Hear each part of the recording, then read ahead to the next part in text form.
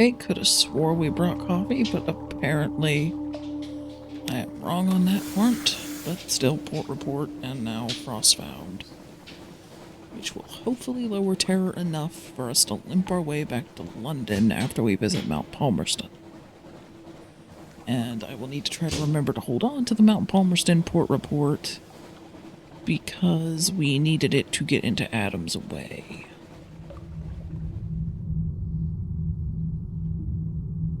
Okay, does this just change from time to time? Because last time he wanted wine, and this time, of course, it's a freaking of prisoner's honey that we don't have. This is mildly annoying. She pours the tea with a shaking hand. Her eyes are distant. The lights, the agonies, the scalding mists of lead. I miss them so. I long to return from exile. I was such a fool. There's no future with the convention. Will you help me? I overhear things here at the gate. The convention's plans. Take them back to London for me. The officialdom of hell will show gratitude to me, and I will show gratitude to you. She hands you the envelope. Unsealed, she points out. I choose to trust you. She's certainly lying. Devils do not trust.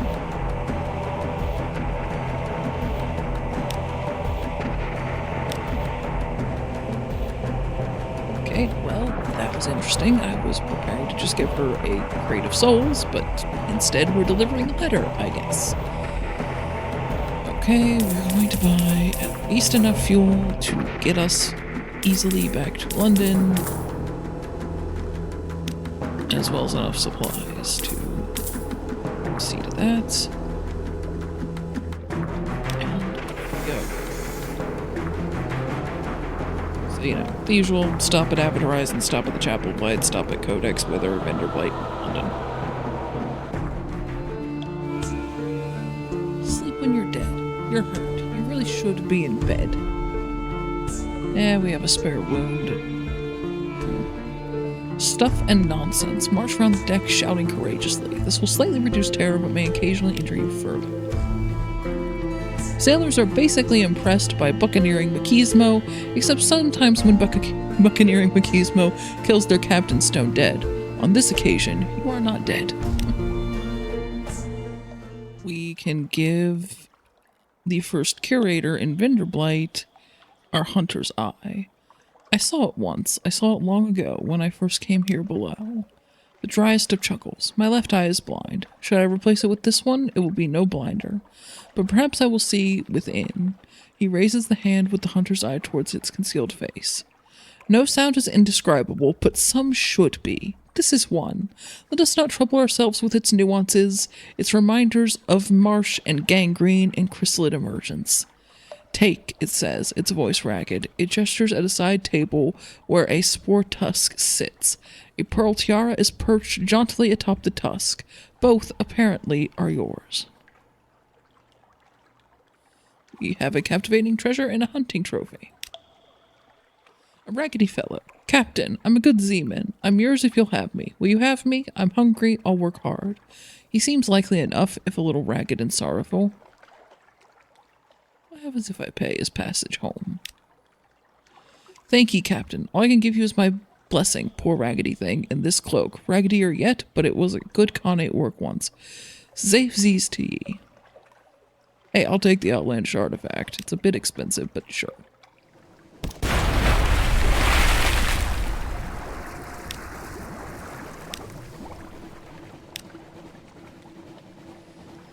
And we have a freaking of honey. And if we weren't basically out of our minds with terror, I would probably consider going back to the Undercrow. We're just going to try to keep both on hand. We'll head back that way eventually. We need to stop over at Hunter's Keep to see what we need to do to mark the claimant now, because I know the requirements are a little bit different once it's destroyed, but I can't remember what they are. We need boxfire candles and supplies mainly. In fact, enough supplies that it kind of becomes not worth doing as far as money goes. So we're probably just going to turn the claimant in, and hopefully at some point we have a reason to use the mirror catch boxes.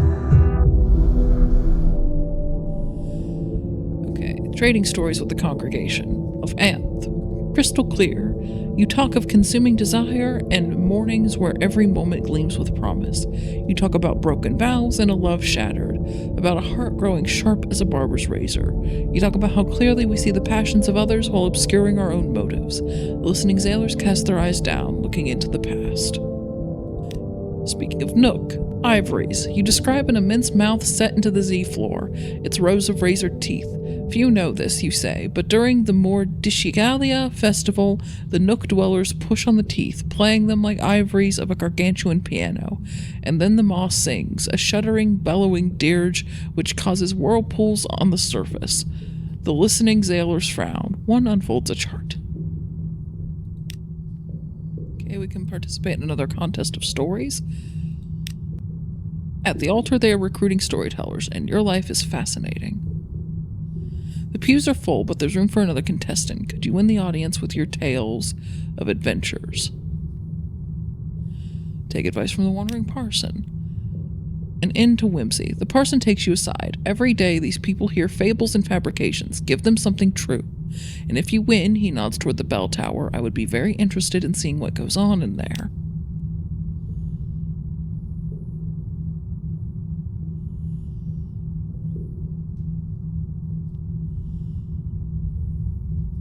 Okay. That needs a drowning hymn. That needs Gamp Pole, the secrets old sailors keep. That needs Aigul, knowledge of the first mate's question. Okay. Okay. The Brass Embassy. This is Hell's foothold in London. It's warm, bright, and handsome. Every window blazes with light. There's a screech abruptly cut off from the excruciation annex. Okay, we can sell them red honey. That's good to know. I've never actually seen this part. Okay. Sell a crate of human souls to the Brass Embassy. On the one hand, devils pay a little better than the merchants on the Wolfstack docks. On the other, you are literally selling other people's souls to devils. Sure. Oh, the fizz of them. Like champagne made from puppies. Thank you, dear friend. Oh, that actually is a decent profit. Okay, yep, I'm okay with this. Pass on the wistful Devilis' information. The Devilis has provided intelligence from inside the Brimstone Convention, the aristocrat exiles of Hell. Hell will, no doubt, be interested. A warm welcome. An urbane devil ushers you into a copper-paneled interview room.